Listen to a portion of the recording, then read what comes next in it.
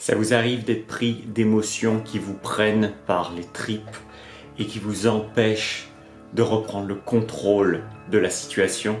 Est-ce que ça vous arrive d'être dans le métro et d'avoir peut-être une crise de panique parce que vous n'arrivez pas à respirer? Peut-être que ça vous arrive d'être dans une relation de couple et dans cette relation vous sentez que vous avez vos émotions qui vous prennent comme ça par l'estomac quand votre partenaire est en train de vous dire pourquoi tu rentres trop tard, pourquoi tu as fait cette dépense-là qui sert à rien, pourquoi tu manges un truc alors que tu avais dit que tu ferais du sport. En général, ce problème qui concerne tout le monde est mal compris. On comprend mal ce qui se passe dans le corps quand on a une émotion qui prend le contrôle de qui on est. Je suis quelqu'un qui est bien passé pour en parler parce qu'il y a jusqu'à quelques mois, je suis une personne qui aimait beaucoup voyager.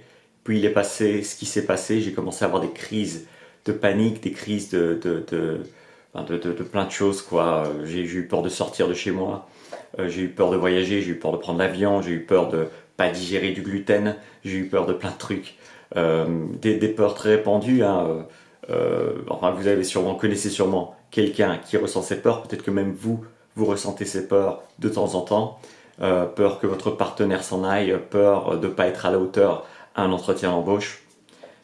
Alors, aujourd'hui, bon, j'ai recommencé bien sûr à sortir de chez moi, j'ai recommencé à voyager, j'ai recommencé à digérer du gluten, ou alors peu importe ce que ça veut dire, parce qu'il y a beaucoup de choses qui se passent dans la tête hein, en termes d'indigestion, et ça, il n'y a pas grand monde qui le sait.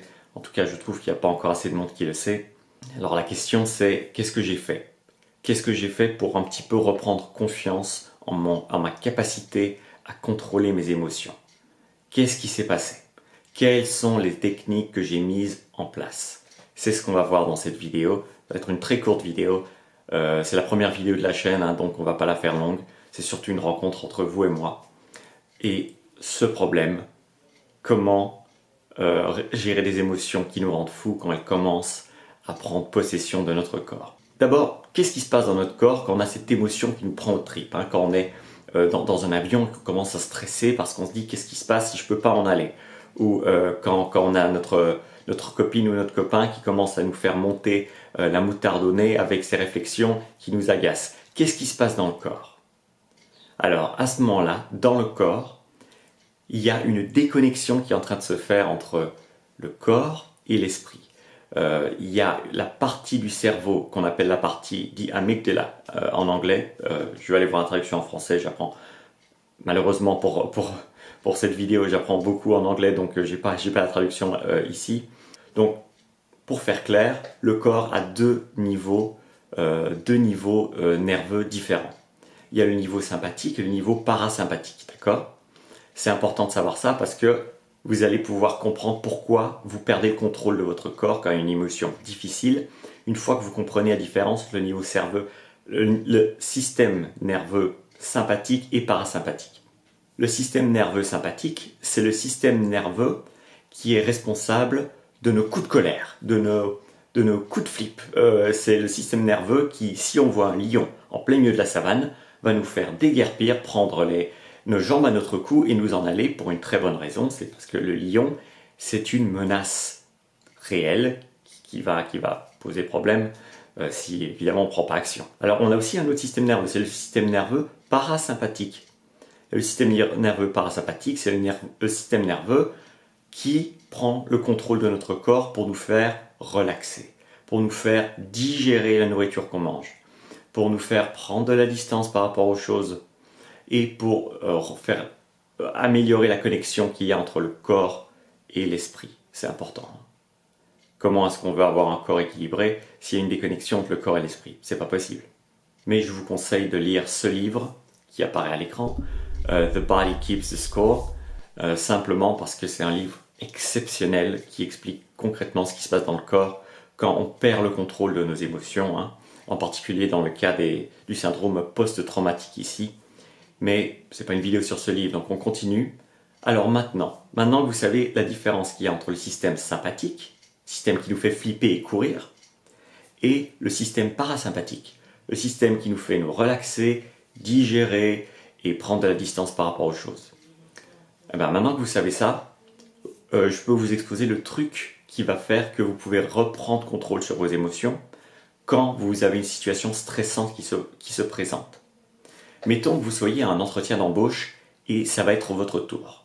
Vous êtes assis dans la salle d'attente et vous avez un petit peu de mal à pas stresser parce que vous savez, vous avez la gorge un petit peu sèche, vous avez les mains moites, vous savez que c'est votre tour, vous n'êtes pas sûr si vous allez être pris, vous avez peut-être un copain, une copine qui vous met la pression pour trouver un job. Bon, c'est pas top, hein. Pas top pour être détendu.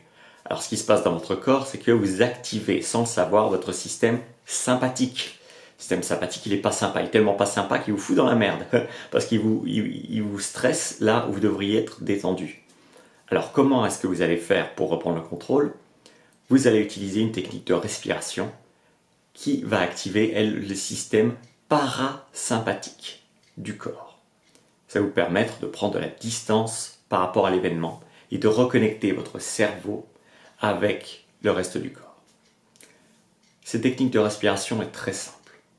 Vous prenez simplement une respiration par le nez, vous expirez par la bouche, et quand vous ressentez le besoin d'à nouveau reprendre une inspiration, vous attendez 3 secondes. 3 secondes, c'est tout ce que vous avez à faire. Donc je vous le démontre. Inspiration, expiration par la bouche.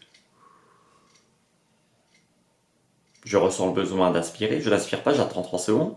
1, 2, 3. Et maintenant je réinspire à nouveau.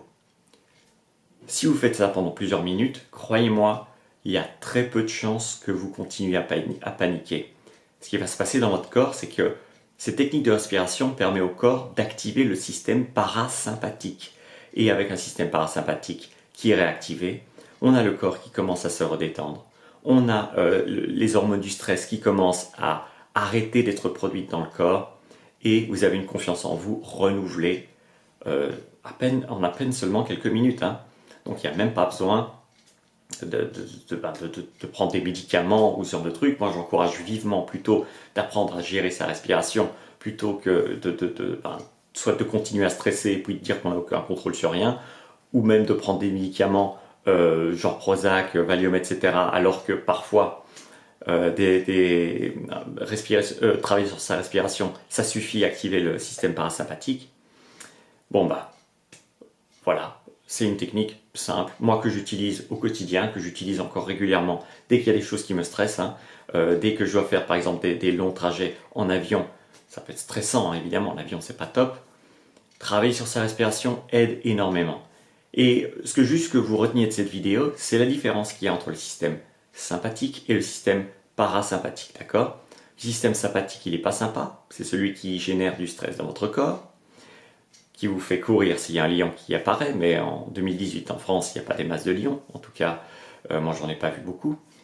Et le système parasympathique, c'est le système qui vous détend, vous fait prendre de la confiance en vous et réactive la connexion cerveau et reste du corps. C'est tout pour cette vidéo. Dites-moi si vous avez apprécié ce conseil, si peut-être vous avez commencé à l'utiliser. Dites-moi si ça vous aide, si ça vous aide pas. J'aimerais aussi que, pourquoi pas, si vous avez décidé maintenant de prendre votre corps et votre santé et vos émotions sous contrôle, pourquoi ne pas vous abonner à la chaîne comme une espèce de symbole que oui, maintenant vous prenez les choses en main.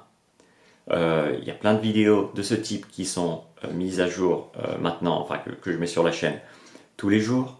Tout ce que vous avez à faire, c'est cliquer sur le bouton s'abonner. C'est tout pour cette vidéo, c'était Thierry Markovitch. À très bientôt.